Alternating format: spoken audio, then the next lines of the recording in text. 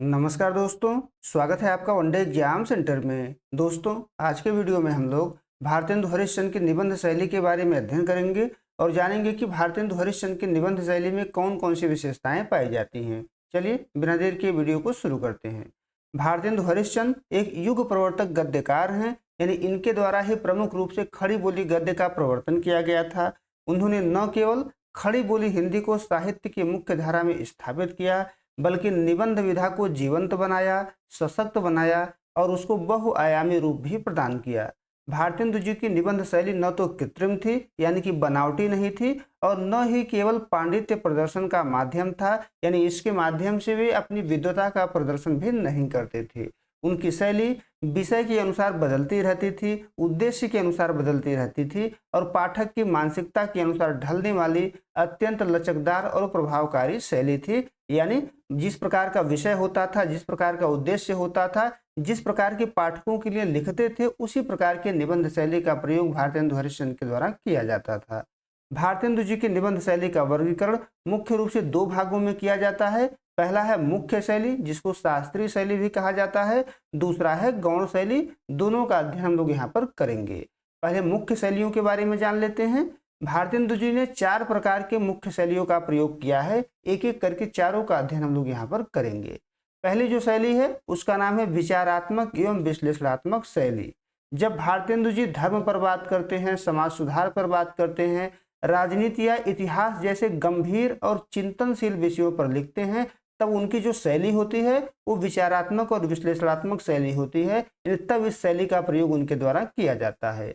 यह शैली पूरी तरीके से तार्किक होती है, सुगठित होती है और विश्लेषणात्मक जो है हो जाती है। इसमें केवल भावना में न बहकर समस्या के कारणों पर बात करते हैं और उसके समाधानों का विवेकपूर्ण विश्लेषण जो है प्रस्तुत करते हैं। भारतेंदु हरिश्चंद्र जहाँ पर विचारात्मक और विश्लेषणात्मक शैली का प्रयोग करते हैं, वहाँ पर वाक्यों में तर्क होता है, विचारों में श्रृंखलाबद्धता होता है और गंभीर चिंतन का भी प्रयोग वहाँ पर करते हैं। एक उदाहरण देख लेते हैं। भारत वर्षोन्नत कैसे हो सकती है निबंध में उन्नति के मूल तत्व का विश्लेषण करते हुए भारतेंदु हरिश्चंद्र ने लिखा हुआ है कि सब उन्नति का मूल धर्म है। इससे सबसे पहले धर्म की उन्नति करनी चाहिए। धर्म वह जो समाज को धारण करे, न कि आपस में द्वेष बढ़ाए। हमारे यहाँ धर्म के नाम पर जो कुरीतियां फैल गई हैं, उन्हें अलग करके ही असली धर्म की रक्षा हो सकती है। यानी यहाँ पर धर्म पर विचार कर रहे हैं, धर्म के सुधार पर विचार कर रहे हैं और विचारात्मक और विश्लेषणात्मक शैली का प्रयोग कर रहे हैं। आगे बढ़ते हैं, दूसरी शैली देख लेते हैं। भारतेंदु हरिश्चंद्र के निबंधों की जो मुख्य शैली है उसकी दूसरी शैली है व्यंग्यात्मक शैली। भारतेंदु जी की निबंध शैली का सबसे मारक और प्रसिद्ध रूप जो है व्यंग है। समाज में व्याप्त आलस्य पर व्यंग करते हैं, अंधविश्वास पर व्यंग करते हैं, ढोंग पर व्यंग करते हैं और अंग्रेजी सरकार की शोषणकारी नीतियों पर प्रहार करने के लिए भारतेंदु हरिश्चंद्र के द्वारा व्यंग किया जाता है। जहां पर भारतेंदु हरिश्चंद्र व्यंग्यात्मक शैली का प्रयोग करते हैं, वहां पर वक्रोक्ति का प्रयोग करते हैं, कटाक्ष का प्रयोग करते हैं और हास्य का ऐसा प्रयोग करते हैं कि पाठक जो है हंसने लगता है, हंसने पर मजबूर हो जाता है और सोचने पर मजबूर हो जाता है। इसको भी एक उदाहरण से समझ लेते हैं। भारत वर्षोन्नत कैसे हो सकती है निबंध में भारतीयों की निर्भरता और निष्क्रियता पर कटाक्ष करते हुए उन्होंने लिखा हुआ है कि हमारे हिंदुस्तानी लोग तो रेल की गाड़ी हैं। यद्यपि फर्स्ट क्लास, सेकेंड क्लास आदि बहुत सी गाड़ियां इस गाड़ी में लगी हैं, यानी बहुत से डिब्बे जो है इस गाड़ी में लगी होती हैं, पर इंजन सब नहीं, यानी पर बिना इंजन सब नहीं चल सकती। वैसे ही हिंदुस्तानी लोगों को चलाने वाला कोई हो तो क्या नहीं कर सकते। यानी भारतीयों के दूसरे पर निर्भरता और निष्क्रियता पर भारतेंदु हरिश्चंद्र के द्वारा व्यंग जो है इस पंक्ति के माध्यम से किया गया है। आगे बढ़ते हैं। तीसरी जो शैली है वो है भावनात्मक एवं ओजस्वी शैली। इसका भी प्रयोग भारतेंदु हरिश्चंद्र ने अपने निबंधों में किया हुआ है। जब निबंध का विषय देश प्रेम होता है, राष्ट्रीय स्वाभिमान होता है, अतीत का गौरव होता है या नवजागरण होता है, तब भारतेंदु हरिश्चंद्र की जो निबंध शैली होती है वो भावनात्मक और ओजस्वी हो जाती है। यहाँ उनका उद्देश्य पाठक की संवेदना को झकझोरना होता है और उसके कर्म की भावना को जगाना होता है। जहाँ भारतेंदु हरिश्चंद्र भावनात्मक और ओजस्वी शैली का प्रयोग करते हैं, वहाँ भाषा में आंतरिक लय होता है, उत्साह होता है, आकुलता होती है और आह्वान का स्वर जो है इसमें दिखाई पड़ता है। इसको भी एक उदाहरण के माध्यम से समझ लेते हैं। भारतवर्षोन्नत कैसे हो सकती है निबंध में भारतीयों की दुर्दशा पर क्षोभ प्रकट करते हुए उनमें चेतना जगाते हुए वे कहते हैं कि हाय, यह कैसी विडंबना है। हमारे पूर्वज जो आलस्य को पाप समझते थे, उनके वंशज आज आलस के अवतार बने बैठे हैं। भाइयों, अब तो नींद से जागो, अपने देश की सब प्रकार से उन्नति करो। यहाँ पर जो है भावनात्मक शैली का प्रयोग किया गया है।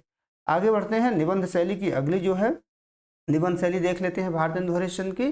चौथी जो निबंध शैली है वो है वर्णनात्मक शैली।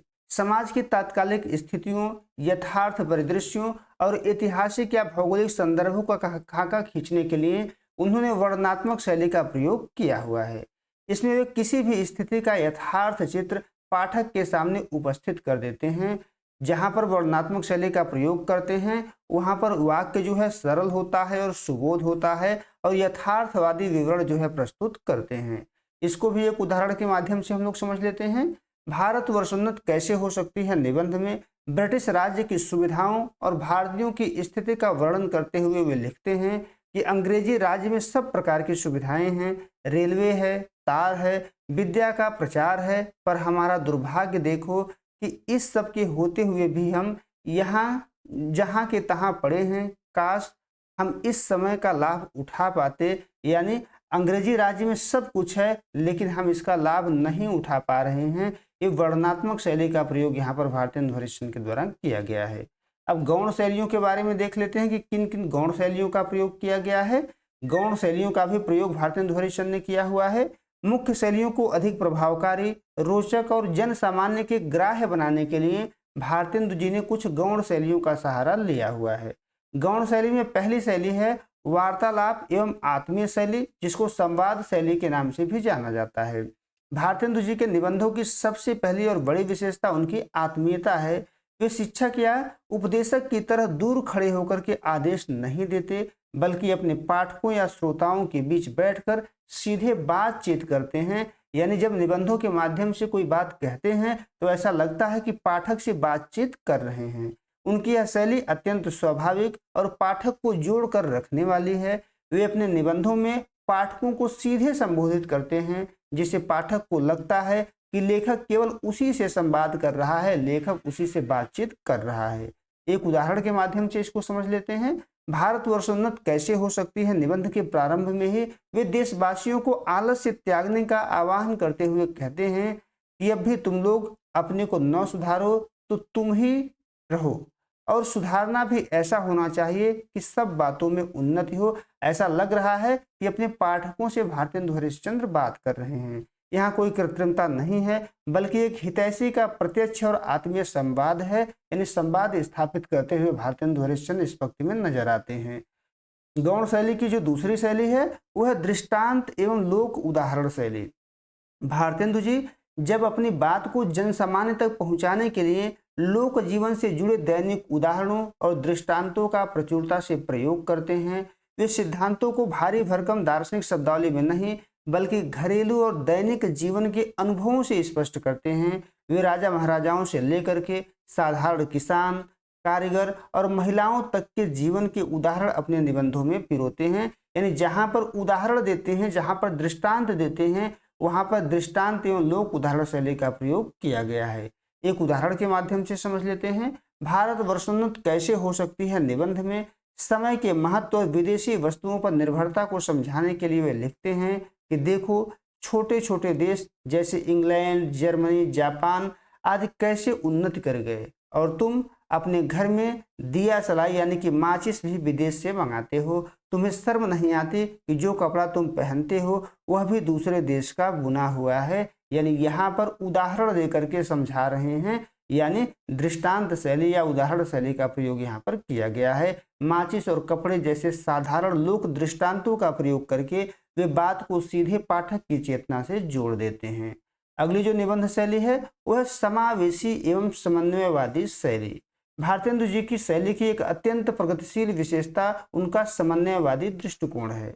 वे प्राचीन भारतीय परंपरा के श्रेष्ठ तत्वों को स्वीकार करते हुए भी आधुनिक और पश्चिमी विचारों के अच्छे पक्षों को अपनाने में कोई संकोच नहीं करते हैं। उनकी शैली में एक ओर जहां भारतीय शास्त्रों और इतिहास का सम्मान दिखता है, वहीं दूसरी ओर वैज्ञानिक और आधुनिक सोच का स्वागत भी उनकी शैली में मिलता है। वे कुरीतियों को छोड़ आधुनिकता को अपनाने का परामर्श देते हुए कहते हैं कि जो बातें समाज के लिए हानिकारक हैं उन्हें छोड़ दो, चाहे वे पुरानी ही क्यों न हो। जात पात, बाल विवाह, विदेश यात्रा निषेध, इन सबको तिलांजलि दे दो और जो देश हित में हो उसे सहर्ष स्वीकार करो। यहाँ पर भारतेंदु हरिश्चंद्र जो है समन्वयवादी शैली का प्रयोग करते हुए दिखाई पड़ते हैं। आगे बढ़ते हैं। अगली जो शैली है उसका नाम है सूत्रमयी एवं सूक्तिपरक शैली। भारतेंदु जी की शैली की एक और बड़ी विशेषता है कि वे लंबे चौड़े विवरण देने के बजाय अपनी बात को छोटे छोटे मारक और सूक्त जैसे वाक्यों में समेट देते हैं। ये वाक्य किसी नीति वचन या कहावत की तरह पाठक के मन में बैठ जाते हैं। उनके कई वाक्य निबंध के बीच में अचानक आते हैं और पूरे अध्याय का सार जो है व्यक्त कर जाते हैं। जो पूरे अध्याय के माध्यम से नहीं कह पाते वो इन सूक्तियों के माध्यम से कह जाते हैं। जैसे कुछ उदाहरण देख लेते हैं। पहला है, सब उन्नति का मूल धर्म है। ये एक सूक्ति है, यानी धर्म को सुधार करेंगे, धर्म का सुधार करेंगे तो सभी प्रकार की उन्नति हम कर पाएंगे, समाज में सभी प्रकार का सुधार हम कर पाएंगे।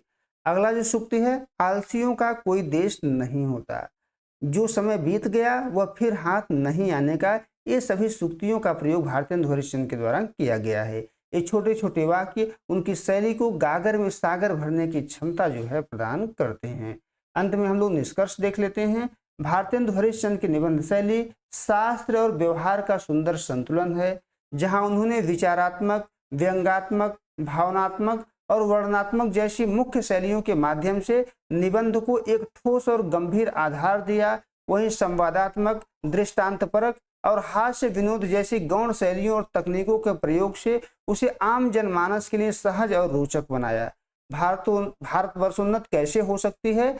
निबंध इस बात का सबसे बड़ा प्रमाण है कि भारतेंदु जी की मुख्य और गौण शैलियों के कुशल समन्वय से किसी भी राष्ट्रीय सामाजिक विषय को अत्यंत प्रासंगिक, विचारोत्तेजक और कालजयी बनाने में पूर्णतः सक्षम थे। उम्मीद है आपको वीडियो पसंद आया होगा। आप जान पाए होंगे कि भारतेंदु हरिश्चंद्र के द्वारा अपने निबंधों में किस प्रकार के शैलियों के प्रयोग किए हुए हैं और उनकी शैलियों की क्या क्या विशेषताएं हैं। अगर आपको वीडियो अच्छी लगी तो वीडियो को शेयर कर दीजिए, चैनल को सब्सक्राइब कर लीजिए, वीडियो को लाइक कर दीजिए। बहुत बहुत धन्यवाद।